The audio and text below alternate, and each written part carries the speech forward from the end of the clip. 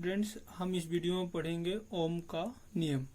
तो ओम का नियम सिंपल है। ओम के नियम के अनुसार यदि किसी चालक की भौतिक अवस्था में परिवर्तन ना हो, भौतिक अवस्था में परिवर्तन ना हो इसका मतलब ये है ना तो उसका ताप परिवर्तित होना चाहिए, चेंज होना चाहिए, ना उसकी लंबाई चेंज होना चाहिए और ना ही उसका क्षेत्रफल। तो सिंपली यदि किसी चालक की भौतिक अवस्था में परिवर्तन ना हो तो उस चालक के सिरों में लगाया गया विभवांतर, उसमें प्रवाहित विद्युत धारा I के समानुपाती होता है। इट्स मीन्स विभवांतर जो होता है वह डायरेक्टली प्रोपोर्शनल टू क्या होता है, विद्युत धारा के क्या होता है, समानुपाती होता है। तो इस प्रकार से ओम नियम से यदि चालक के सिरों के मध्य लगाया गया विभवांतर V हो और उसमें प्रवाहित धारा क्या हो, I हो, तो ओम के नियम के अनुसार क्या हो जाएगा, V समानुपाती I। अब समानुपाती का चिन्ह हटेगा तो एक नियतांक आएगा R। तो इस प्रकार हमें ओम नियम से एक रिलेशन मिलता है V equal to R into I. तो ये जो R है ये एक नियतांक है जिसे हम क्या कहते हैं, चालक का प्रतिरोध कहते हैं। And from the above relation V is equal to R I हमें R इज इक्वल टू क्या मिल जाता है, आई बटे में चला जाएगा तो क्या मिल जाएगा, V अपॉन आई। तो ये हो जाता है कंप्लीट ओम का नियम। सिंपल सा स्टेटमेंट है, आपको बहुत ही ध्यान से पढ़ना है एंड समझना है मेन चीज। नेक्स्ट डेफिनेशन है चालक का प्रतिरोध। तो प्रतिरोध सिंपल, जब किसी चालक में विद्युत धारा बहती है तो चालक के द्वारा उस विद्युत धारा के प्रवाह में डाली गई रुकावट या अवरोध को हम कहते हैं चालक का प्रतिरोध। सिंपल है ना।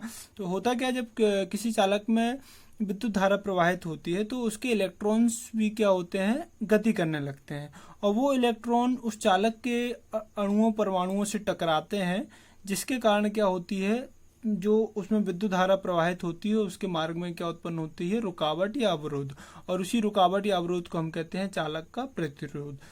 एंड इसका डेफिनेशन एक कुछ इस प्रकार से भी हो जाएगा, क्योंकि हमने ओम नियम में अभी देखा है R is equal to V upon I. मतलब जो R है, प्रतिरोध है किसी चालक का, वह उसके विभवांतर विद्युत धारा के अनुपात के बराबर होता है। तो अकॉर्डिंग टू दिस रिलेशन हमें एक डेफिनेशन कुछ इस प्रकार मिलती है, किसी चालक के सिरों के मध्य लगाए गए विभवांतर और उसमें बहने वाली विद्युत धारा के अनुपात को चालक का प्रतिरोध कहते हैं। सिंपल, किसी चालक के सिरों के मध्य लगाए गए विभवांतर उसमें बहने वाली धारा के अनुपात को चालक का प्रतिरोध कहते हैं।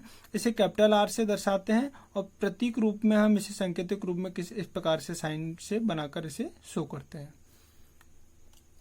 इस प्रकार प्रतिरोध R बराबर हो जाता है V अपॉन आई। मतलब चालक के सिरों के मध्य आरोपित लगाया गया विभवांतर और उसमें प्रवाहित धारा I के अनुपात को चालक का प्रतिरोध कहते हैं। और यहाँ जो प्रतिरोध का ऐसा यूनिट होता है वो होता है ओम, या हम कह सकते हैं वोल्ट पर एम्पियर, वोल्ट प्रति एम्पियर, और इसे हम क्या कह देते हैं, ओम। और इसे संकेतक रूप में कुछ इस प्रकार से साइन हम दर्शाते हैं, इसे आप बुक में देख लीजिएगा। एंड जो प्रतिरोध का बीमी सूत्र होता है वो होता है M L power 2 T power -3 A power -2। तो इसे हमें बहुत ध्यान से याद रखना है, क्योंकि एग्जाम में एज ऑब्जेक्टिव ये क्वेश्चन पूछ लिया जाता है कि जो प्रतिरोध का बीमी सूत्र क्या है। इस टाइप से हमारा मेन क्वेश्चन आता है ये, चालक के प्रतिरोध को प्रभावित करने वाले कारक, कि चालक का प्रतिरोध होता है उसे कौन कौन से फैक्टर अफेक्ट करते हैं वो लिखिए। और ये क्वेश्चन भी अच्छा है। तो फर्स्ट फैक्टर है चालक की लंबाई।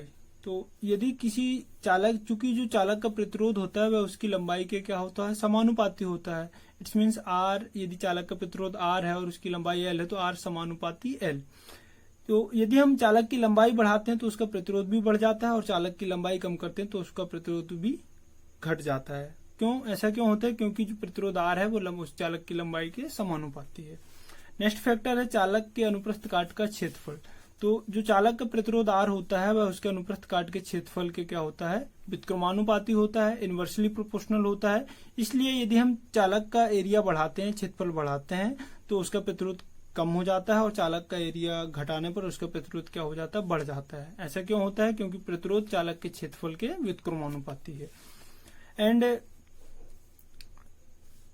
नेक्स्ट जो आपका फैक्टर है वो है चालक का ताप।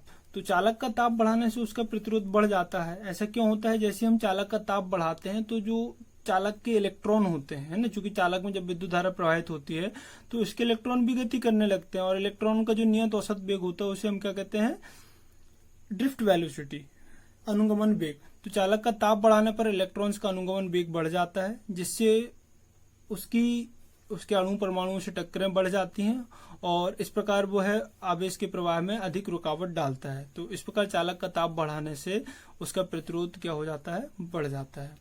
तो ये हो जाता है आपका चालक को प्रभावित करने वाले कारक। आपको सारे क्वेश्चन बहुत अच्छे से रिवाइज करना है और अभी तक जितना हमने पढ़ लिया है उसे आप बहुत अच्छे से रिवाइज कीजिए ताकि नेक्स्ट आने वाले टॉपिक आपसे बहुत अच्छे से बन सकें और आप उन्हें कॉन्फिडेंस के साथ कर सकें। Thank you.